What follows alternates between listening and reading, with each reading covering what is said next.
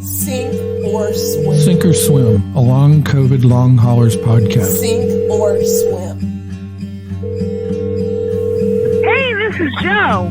Is this Doug? Hey, I'm so glad you called me. I had a lot to talk to you about today. I am looking forward to it, and I am so excited that you are joining us. I think we're going to have a great discussion. We are. Hey world, I want to thank you very much for downloading as many podcasts as what you have so far. We have country after country after country joining us on this podcast, Sink or Swim, a long COVID long haulers podcast. I want to invite you here to listen to the third of 4 series with Joanne Collins. Thank you again and enjoy the podcast. But there's one question that you had said something to me. It might have been on air, it might have been off, but you had said that you were even affected to the point of losing a job, because I know there's other people out there, a lot of them, that have lost their jobs as a result of COVID, no matter what aspect of it. So I just want them to be able to hear from you. They're not alone. And if you don't mind to share your story about that. Okay. The job loss thing. Ooh.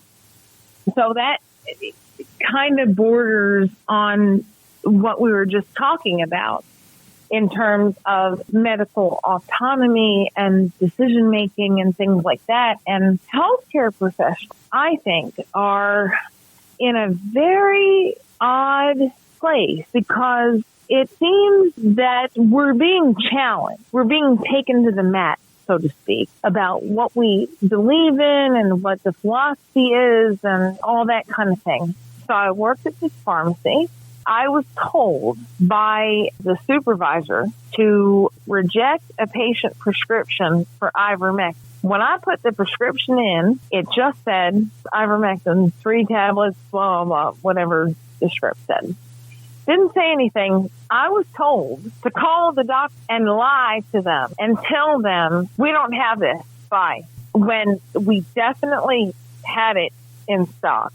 And the person that said this to me specifically said, okay, hey, listen, girl, we're going to call this doctor's office and we're going to lie to them and tell them we don't have it. And I said, well, why would we do that? We're not going to do, I'm not going to lie to them. What's going on? And then the pharmacist lady rolled her eyes and said, it's for COVID. We're not doing it. Well, how do you know it's for COVID? There's no code on the script. You're going to call me and tell me saying we don't have it. You're assuming it's for COVID. You didn't even check the script. You didn't spend any time calling the prescriber to ask why. Did this lady go to Mexico and drink some water? You don't know. How do you know? Was that a pharmacist that told you that? Yes. And how did you lose your job over it? Because I reported it to the regional manager of the pharmacy.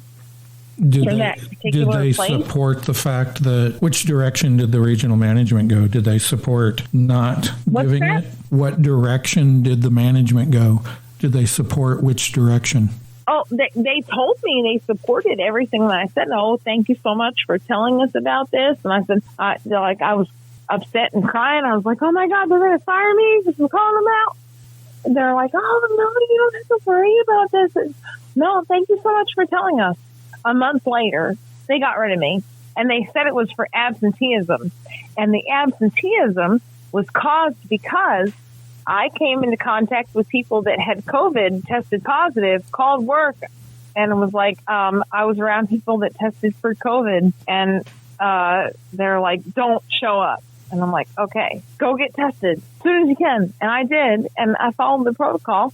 So they said absenteeism and just not a good fit. But it's because of the ivermectin thing. I appreciate you sharing what had occurred with you on the work and with everything that occurred to you with work, because I know there's a lot of people out there that have been affected with their work because of quarantines, because of the mask issues, because of getting sick, because of fears, because of a whole bunch of stuff. Again, we are just absolutely getting affected across the board. in every direction. It's not just a one-dimensional, two-dimensional. Yep. It is like whatever new dimensional that we can come up with, like the fifth or sixth dimension almost. Hi, this is Doug. I want to tell you thank you. Staci and I have started this podcast to bring it to people that are both long haulers and long COVID, but also to people who are here to support those that suffer from long haulers and long COVID. So thank you very much for downloading. Please share, please follow, and please like. Enjoy the podcast. Okay, so Joanne, the information that you've shared, and it's very evident that you've done research on COVID, the signs and symptoms, the manifestations, and I guess what I would like to ask you is, what do you believe the future holds for those suffering with the long haul COVID? I can't imagine if Doug has to live this way for years more. I mean, we're already at 2.5 years. But if he has to live this way for 20 or 30 more years, how do you do it? Give me your thoughts about what you see possibly coming in the future that might help these warriors, and you being one of them. When you talk about the future, I don't know. I started in healthcare a long time ago, and I'm getting a little emotional about this. And Joanne, you can stop at any time. No, it's okay. I think it's important for people to hear. Okay. What I thought I was signing up for is not what I'm seeing. I thought we were supposed to help people. And I see throw this, throw that, throw this other thing. Don't take no time to listen. Don't take time to use the scientific brain that you were taught to use in school. Every time you open your mouth about something that's wrong, you get shut down. I see medicine tearing itself apart. I'm here. And that's not how it's supposed to be. I thought we were all in this together. And I see brilliant physicians and practitioners everywhere being shut down and told to shut up because they disagree with the prevailing narrative that's sponsored by a freaking pharmaceutical company. Why? Why do you get up and do what you do? If it's just about ad dollars or recurring patient visits, why do you get up in the morning? Yeah. Are you kidding?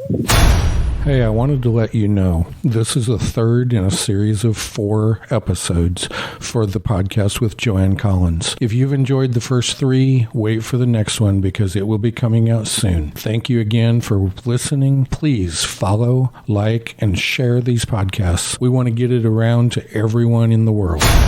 And I'm over here having symptoms, my own self, going, what the hell's going on? What is this? Okay, use your clinical skills. What's the science? What's the physics behind how you're feeling? How can you fix it your own self? Because I know that if I show up to my hospital, they're just going to say, well, I have kids, difficult husband, challenging career. We're just stressed out. It's anxiety. Here's some Valium. Maybe. Don't eat Dunkin' Donuts and don't eat Subway and I don't know, don't drink and don't smoke and get out in nature. Hello? I've been doing all of those things for a long time. Something else is going on. You all are not paying attention. You're marginalizing this based on stupid ideas from a subset of people you were told to pay extra special attention to. I hope that providers start paying attention. What I see is an increase in autoimmune conditions, an increase in diabetes diagnoses, an increase in obesity, certainly an increase in mental health conditions. Absolutely. But I think that all of these things are tied together. I don't think that you can really separate them. If you have one, you have or will have the other. If you have a physical condition, you're going to end up with a mental health condition as a result of that. Yeah, I don't think you can separate them. I want to tell you that. No, you're good. I wanted to tell you that I agree with you on the end of where you were talking about that, with all of them being combined, because I know with me, I have a hard time describing to the doctor about when they ask you the question, are you depressed? Do you have this and that and this and that? And it's like, well, yes, but I'm not depressed because I'm depressed. I'm depressed because all of this crap I'm dealing with and everything that's going on causes the depression. I'm not depressed in the sense that it's in and of itself by itself. And that's the one thing that I would just add in support of what you're saying. It is not a whole bunch of separate things. The depression, my weight gain, my goodness, I weigh more now than I've ever weighed in my life. And I was told, well, go exercise. You've got to get out and you got to walk. Okay, but when I do that, the symptoms I have, I'm going to pay for it for 3 days if I go walk like you tell me to for 1 day. And then I'm even worse on everything else.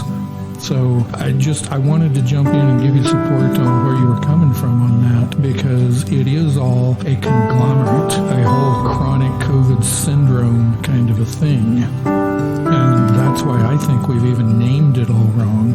I think that we're calling it the wrong thing. I think it needs to be something like chronic COVID syndrome. Think about it for a second. Have you heard MSNBC or Fox News, any of the other media outlets ever really talk about natural ways to help yourself? They don't tell you go stand out in the sun. They don't tell you eat kale and cabbage. They don't tell you to go buy a vitamin D supplement. They don't tell you none of that. But they will tell you every third or fourth time they're circulating about this brand new medication for this random weird condition you may or may not have. Ask your doctor. I thought the doctor was for people to say, hey, what do you think? You don't ask your doctor about this medication. How do you know you need that medication? You don't even know what you got. What are you talking about? This is ridiculous. Back when I used to take care of patients as a PA, I lived and worked and cared for patients prior to the internet. So that really ages me. But it's been going on for a long time. But I also came into the age where I was still practicing as a PA when the internet was coming out and people were starting to see the advertisements. I hated, and I still to this day hate, that we allow that to happen. Staci and I want to tell you thank you from the bottom of our hearts. We want to thank you for listening. Thank you in advance for following and sharing and liking the podcast. this. The only way people get to hear our lived experience and to hear the interviews and the education that we can bring to each other is by sharing these podcasts with the people you know. So I encourage you with everything to please follow, please share, please like, and please join us on the next podcast, the final of the series of 4 with Joanne Collins. Thank you. Be blessed. It's a choice.